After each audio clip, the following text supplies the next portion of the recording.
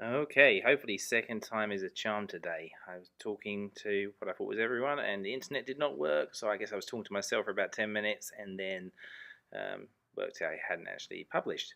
Anyhow, I see there's one person watching online. Hopefully you'll find some interesting what we're going to talk about today. We'll talk about a special case of tendon pain that's pretty common and unfortunately is not always well treated. And so tendon pain, tendinitis we used to call it.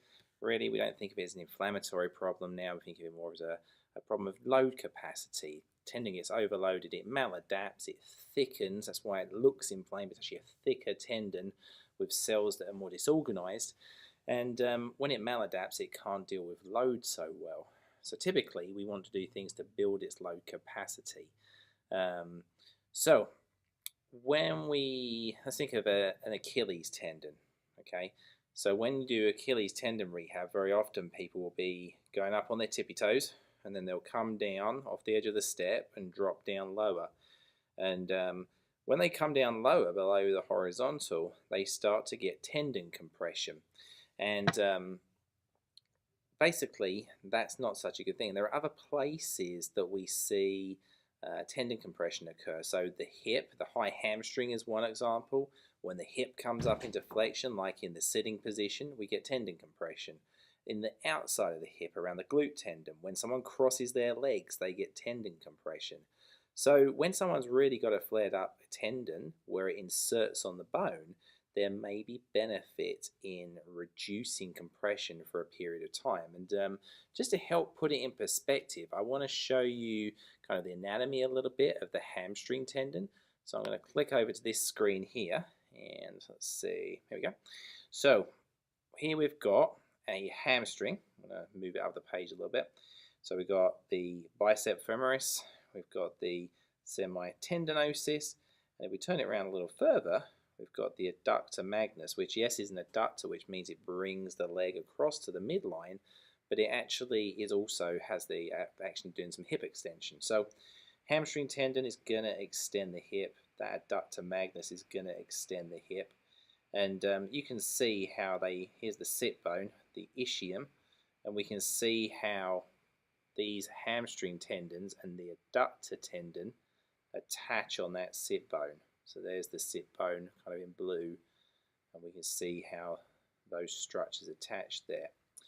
And in standing, you can see that they kind of just attach along the side. They're not kind of attaching on the underneath. But this little video I'm going to play now that I put together will probably help you to understand about compression. So this is my little redneck version of a tendon, a bit of band. When I pull down, there's some tension there, but there's no compression. But imagine this is the knee, and I'm going into a sitting position or a running position, and yes, you can start to get compression there. We'll zoom in here. You see how those two little things get compressed against the sit bone. So whenever you flex the knee and you flex the hip, like running, you get compression. Well, here we have a stretch position. So I've just paused the video there. You can see that person sitting with their leg out straight, or they might have their foot up on a curb and leaning forward, or their foot might be up on a chair or something. And you've got not only compression there, you've also got tension. So that's a real extreme compression of the tendon. And why is this important? Let me get rid of this video and we'll talk a bit further. The reason this is important is if someone is very flared up, every time they go into compression, that tendon is getting pinched against the bone and it's being aggravated, it's being overloaded. So in the case of the Achilles tendon pain, like I was saying, people typically drop their heel off the edge of a step and then raise up and drop off. Every time they drop below the horizontal, they get that tendon compression. So at first, for the person with a compressive or insertional tendinopathy, that's where the tendon attaches right at the bottom of the bone, it may make sense for them to go from horizontal, raise up, and then come back to the horizontal. And then as they get better, they can start to expose themselves to load, and they can start to gradually work into compression. The case of a hamstring, it may be that they need to, for a runner, shorten their stride, because when their stride is longer, they end up flexing the hip more, they get more compression. So actually doing a higher cadence, shortening the stride might actually help them. It may be that if they have a sitting job, when they're sitting, as we saw in our little video there, they're putting direct compression on the sit bone via the hamstring. And it may be that they actually need to spend more time switching positions, or they maybe need one of these kind of little donut cushions like they use for hemorrhoid patients to sit on to take direct pressure off of that sit bone and off of the hamstring. Or let's say the glute tendon on the outside. Maybe they need to stop crossing their legs or reduce how much they do it for a period of time. And with all these things, it's not to say that they should never do them again. It's just to say that for a limited time, there might be a benefit in reducing their exposure to compressive loads. And then as they get better, we start to reintroduce their load into compressive loads so they can resume normal function, normal life. And I think this is where it's important. So I've talked to various patients in person who I see. Sometimes I just get to do a screening of them. Sometimes they come as paid patients. Sometimes I get phone calls from patients. And one of the first questions I ask tendon patients is, are you stretching? And overwhelmingly the answer is, oh yeah, I'm stretching. I stretch so much. And some people I get a temporary relief, but other people are like, it just does not feel good, but I feel like it's tight and I need to stretch. And I've just said, have you tried not stretching? And they're like, no, I haven't. I'm like, well, give it a go. And sometimes some of those patients, I never see them back. I just have that phone call with them. But then a few weeks later, I hear back from them, and they're like, you know what? I stopped stretching that Achilles tendon, and it feels better.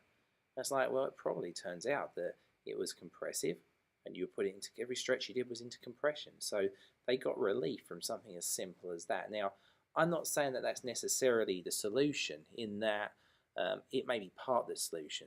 It didn't, the reason the tendon pain came on is probably because there's not enough load capacity.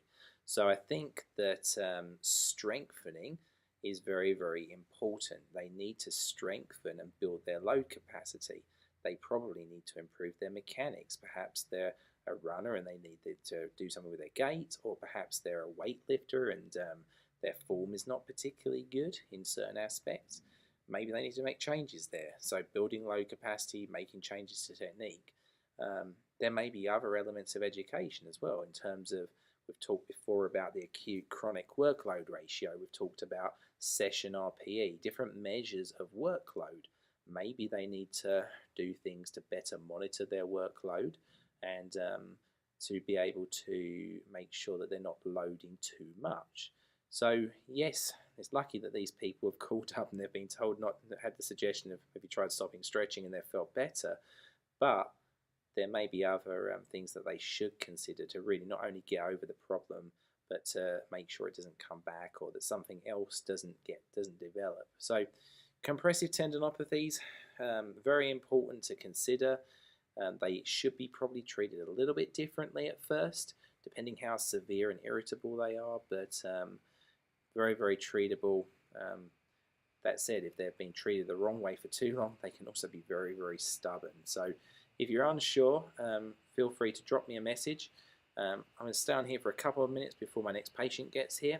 If you've got any questions right now, feel free to drop them in the comments and I'll try and address them now, or if I don't have time, I will address them later, either in the comments or via another video, or just by shooting you a message.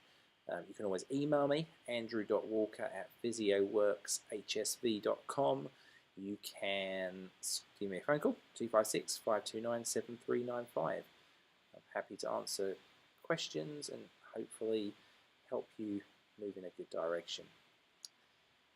Alrighty, well, I don't see anyone asking any questions. If you've been watching live, that's great. If you watch this after the fact, thank you for watching. And if you've got thoughts on things you'd like to see me do lives or videos or blog content about, do let me know. Okay.